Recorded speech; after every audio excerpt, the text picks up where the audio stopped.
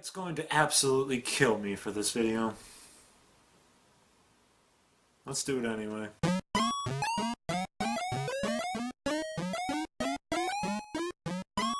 I've been struggling for months to try and write something about this game, to really get my thoughts out about it, but every time I try to, I just failed and wrote something I wasn't happy with.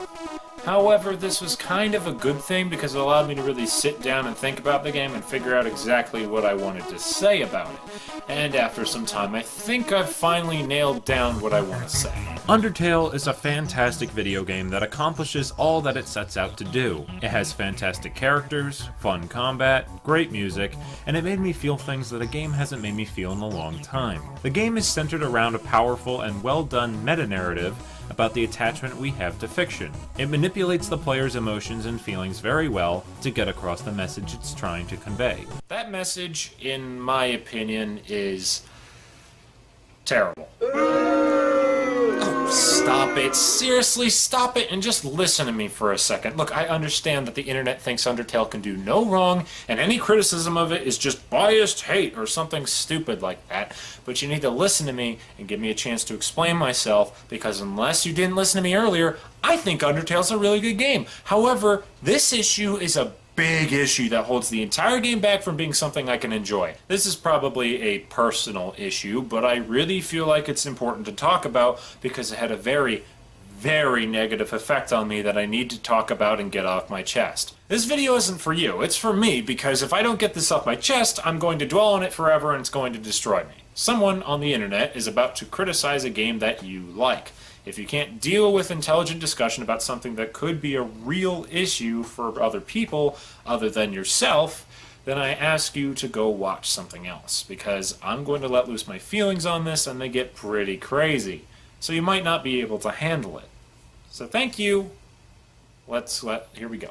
Let's do it. Here we go. That's a Mario quote. I don't have a Mario. Here's a Paper Mario game. As I was saying before, I think the meta-narrative of Undertale is terrible. I think the message it is trying to get across to the player is not appropriate for a video game, psychologically manipulative in the wrong way, and possibly harming to the player. If you have no idea what I'm talking about with this, let me explain. Undertale is a game all about our attachment to fiction and the effects we let it have on us. The final boss of the game, and the true identity of Flowey, is Asriel Dreamer, the son of Toriel and Asgore. Asriel is a character who does everything he does because he doesn't want to stop being with the one he cares about most, the child who first fell down into the underground. Asriel is a character who has abilities similar to that of the player. He can save the game, load the game, and even reset the entire thing back to square one. He's been able to do this freely ever since he awoke as a flower, and has been going around the underground doing every possible scenario over and over and over again just to see what happens. He's been able to do this freely until the player character, Frisk, arrives in the underground. When Frisk arrives, they remind Asriel of the first human to fall down into the underground. Frisk's amount of determination also prevents Flowey from doing a complete restart as long as Frisk is around. Mistaking Frisk for the one he cared about most, Asriel tries to keep them in the underground as best as he can, trying to overcome Frisk's determination so he can keep on playing with them forever. Asriel is terrified of being a flower. He can't feel anything. He has no control over himself. He hurts people. He does terrible things because he can't love anymore. He wants and clings to Frisk because the fallen child was the only one who understands him, the only one who's any fun to play with anymore. He's doing all of this because he cares about the fallen human more than anyone else, and he's not ready for things to end, and he's not ready to say goodbye. He wants to win so that Frisk never leaves, so that you can keep playing with him forever because he cares about the fallen child that much. However, he knows deep down that you're not the fallen child, and he eventually asks who Frisk really is. Eventually, he does what is right, and breaks the barrier and sets the souls free,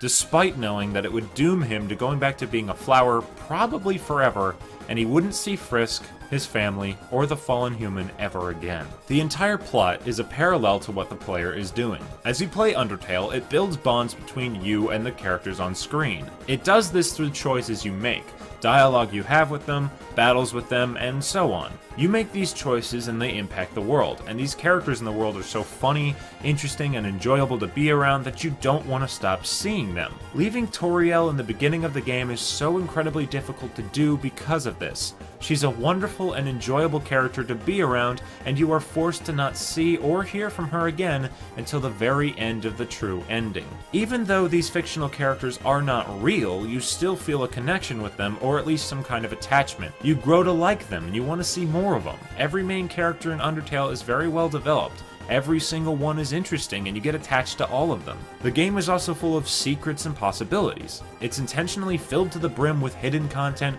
secret areas, and branching paths. This is completely intentional because at the end of it all, when you finally get the true ending and you boot up the game again, you are faced with a difficult choice, just like Azrael was. Do you reset the world and take away everyone's happy ending, just so you can interact with everyone again? Do you reset just so you can see the other choices you didn't make? The game is designed to make you want to dive right back in. It's designed to be full of things to do, so completing it 100% and doing every possible thing is a real challenge, and even if you do that, there are secrets hidden away in the game files. The game is created to be brimming with possibility and life, but it asks you to stop. The game asks you to let these fictional characters live out their fictional lives. It's asking you to fight the temptation to see the possibilities, to refuse to see the characters you love again, and to not reset the world. It asks you to just let it be. It asks you to let it go, and it asks you to move on, just like Azrael eventually did. Now, the parallel is even more interesting to make because Azrael knows that this will be painful for him. He will become an unloving flower again and never be his normal self ever again. There will be an empty part of him from this point on. But he does it anyway. He does what is right. The parallel is supposed to be that you, the player, make a similar sacrifice, letting go a game that you paid money for and highly enjoyed, just so that these imaginary people can live out their fictional lives to their happy, non-existent end. The meta-narrative here is a test of your attachment to fiction. Now, I could be completely wrong in all I just said, but I think that's what the main point of the game is. The message is, hey, if you really love this game, don't play it. Let it go. This is my big problem with Undertale, because I don't think this is a good meta-narrative to apply to a video game. Now, I've got no right to tell anybody what they can or cannot do with their creations. If this is the story you want to tell and the point you want to make, you have absolutely every right to do so. I just personally feel that this is a terrible message to apply to video games. Meta-narratives have been in video games for a very long time. Metal Gear Solid 2 is a great example of meta-narrative in video games. It's a story about the repetitive nature of sequels in video games, but it's still an enjoyable game with tons of content and replayability. You can go back and play Metal Gear Solid 2 as many times as you would like, and you would not be failing the game's message or misunderstanding it. In fact, a second playthrough might help you understand it better. In Undertale, resetting the game and playing it more is a failure of the message of the game. Undertale is asking you to not play the video game.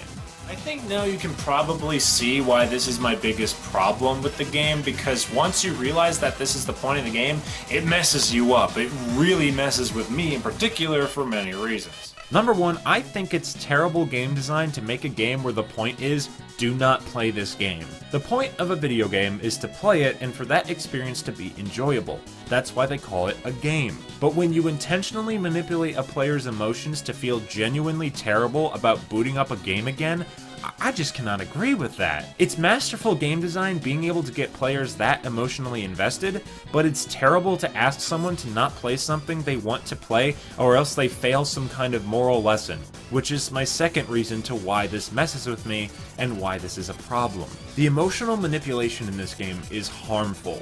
Now, obviously, emotional manipulation is a part of game design and good storytelling. It's important for a player to feel invested and feel like what they're playing or doing is important, and you want it to affect them in a special way. You want the audience to be touched by your work of art and get the feelings you wanted them to feel. Undertale does this masterfully, but I do not agree with the end goal here. You are brought into this world and you grow to care greatly for it. The characters are all amazing. You get to know all their quirky personalities and you really get emotionally invested to what happens to them and their world. These characters are very important to people, to the point that they represent something special to them and are untouchable in their minds. Toriel is an amazing character that people love and have intense emotional responses to, as intended by the game design. Now, all of these things are incredible accomplishments and are very good examples of good writing and good game design. But the game tells you that you cannot ever participate in this world again, and you cannot see these characters ever again. It'd be like if you had a favorite childhood toy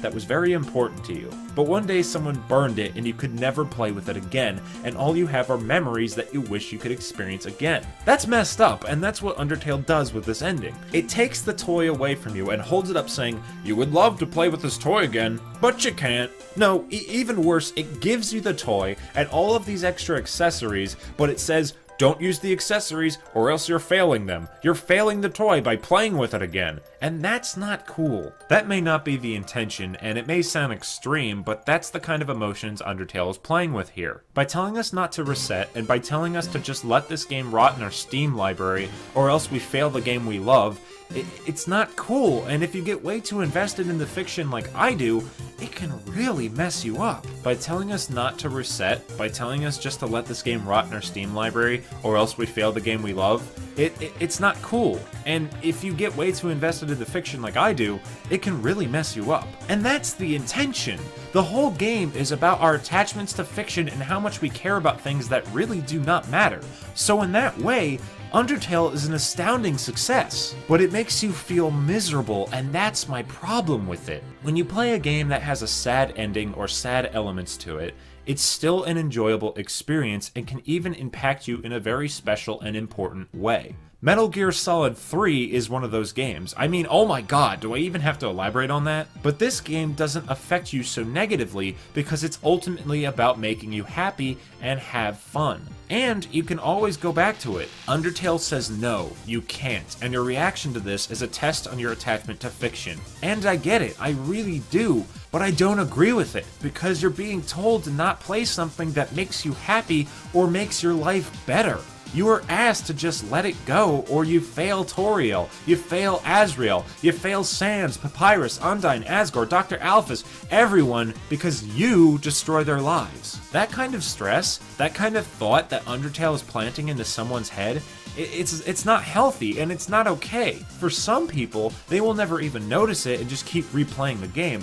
But for people like me who read into fiction way too much, analyze it too greatly, and care too much about it, and not to mention have problems with anxiety, it can really, really mess you up and make you feel miserable. Especially when Undertale is everywhere. I can't go a day without seeing Undertale posts somewhere. Hell, I can't even play Splatoon without seeing Temmie. It really is aggravating because if it really bothered you and you really have a problem letting go personally, the internet is going to make it aggravatingly impossible to do so. It makes me just wonder, did no one else think this? Like, didn't anyone else come to this conclusion about the game? It's not cryptic. Azrael spells this out pretty clearly at the end. It makes me feel like I'm crazy and getting all upset for no reason, when I just want to let it go and not be reminded of this mentally abusive experience. That is my biggest problem with Undertale.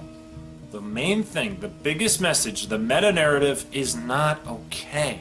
It makes you feel genuinely awful. Not, oh, I'm sad my favorite character died awful. Awful because you can't morally do something that makes you feel happy for no good reason. Maybe I'm just crazy and I'm just reading this all wrong. I'm sure comments will let me know. But this was how I felt about Undertale. As I said, this video was for me because I feel like Undertale has caused me more grief than it has joy.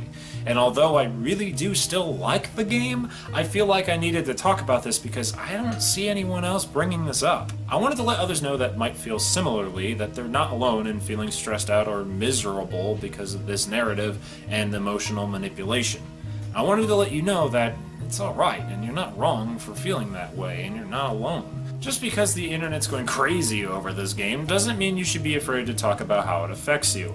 And I hope that this video helps people be more open about that, because if there's anything to come from Undertale, it should be positive and interesting conversation about emotions and fiction. Because that was the point. I don't honestly think that Toby Fox meant to stress out or hurt anyone. I don't think that at all. I just think the emotional things were not handled the best way they could have. And I just wanted to give some constructive criticism for a game that I've been following for over 2 years. And despite everything, I'm very happy I played it. Thank you for watching, and I'll see you all next time. Whenever next time is. Because I don't know when that's going to be. Do you know?